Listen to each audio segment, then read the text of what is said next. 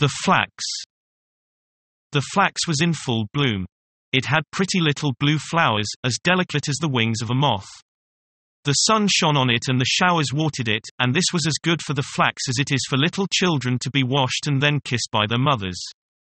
They look much prettier for it, and so did the flax. People say that I look exceedingly well, said the flax, and that I am so fine and long that I shall make a beautiful piece of linen. How fortunate I am! It makes me so happy to know that something can be made of me. How the sunshine cheers me, and how sweet and refreshing is the rain. My happiness overpowers me. No one in the world can feel happier than I. Ah, yes, no doubt, said the fern. But you do not know the world yet as well as I do, for my sticks are knotty. And then it sang quite mournfully. Snip, snap, snurray, basler. The song is ended. No, it is not ended, said the flax. Tomorrow the sun will shine or the rain descend. I feel that I am growing. I feel that I am in full blossom. I am the happiest of all creatures, for I may some day come to something. Well, one day some people came, who took hold of the flax and pulled it up by the roots, which was very painful. Then it was laid in water, as if it were to be drowned, and after that placed near a fire, as if it were to be roasted. All this was very shocking. We cannot expect to be happy always, said the flax. By experiencing evil as well as good we become wise. And certainly there was plenty of evil in store for the flax. It was steeped, and roasted, and broken, and combed. Indeed, it scarcely knew what was done to it. At last it was put on the spinning wheel. Whir, whir, went the wheel, so quickly that the flax could not collect its thoughts. Well, I have been very happy. It thought in the midst of its pain. And must be contented with the past. And contented it remained, till it was put on the loom and became a beautiful piece of white linen. All the flax, even to the last stalk, was used in making this one piece.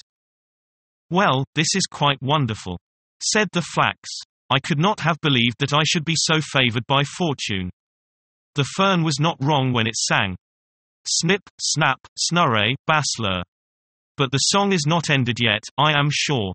It is only just beginning. How wonderful it is that, after all I have suffered, I am made something of at last. I am the luckiest person in the world, so strong and fine. And how white and long I am. This is far better than being a mere plant and bearing flowers. Then I had no attention, nor any water unless it rained. Now I am watched and cared for. Every morning the maid turns me over, and I have a shower bath from the watering pot every evening. Yes, and the clergyman's wife noticed me and said I was the best piece of linen in the whole parish. I cannot be happier than I am now. After some time the linen was taken into the house, and there cut with the scissors and torn into pieces and then pricked with needles. This certainly was not pleasant, but at last it was made into 12 garments of the kind that everybody wears. See now, then, said the flax, I have become something of importance. This was my destiny. It is quite a blessing. Now I shall be of some use in the world, as everyone ought to be. It is the only way to be happy. I am now divided into 12 pieces, and yet the whole dozen is all one and the same. It is most extraordinary good fortune. Years passed away, and at last the linen was so worn it could scarcely hold together. It must end very soon, said the pieces to each other. We would gladly have held together a little longer, but it is useless to expect impossibilities. And at length they fell into rags and tatters and thought it was all over with them. For they were torn to shreds and steeped in water and made into a pulp and dried, and they knew not what besides, till all at once they found themselves beautiful white paper. Well, now, this is a surprise, a glorious surprise too, said the paper. Now I am finer than ever, and who can tell what fine things I may have written upon me? This is wonderful luck. And so it was, for the most beautiful stories and poetry were written upon it, and only once was there a blot, which was remarkable good fortune. Then people heard the stories and poetry read, and it made them wiser and better. For all that was written had a good and sensible meaning, and a great blessing was contained in it. I never imagined anything like this when I was only a little blue flower growing in the fields, said the paper. How could I know that I should ever be the means of bringing knowledge and joy to men? I cannot understand it myself, and yet it is really so. Heaven knows that I have done nothing myself but what I was obliged to do with my weak powers for my own preservation. And yet I have been promoted from one joy and honor to another. Each time I think that the song is ended, and then something higher and better begins for me. I suppose now I shall be sent out to journey about the world, so that people may read me. It cannot be otherwise, for I have more splendid thoughts written upon me than I had pretty flowers in olden times. I am happier than ever. But the paper did not go on its travels. It was sent to the printer. And all the words written upon it were set up in type to make a book. Or rather many hundreds of books, for many more persons could derive pleasure and profit from a printed book than from the written paper. And if the paper had been sent about the world, it would have been worn out before it had half finished its journey.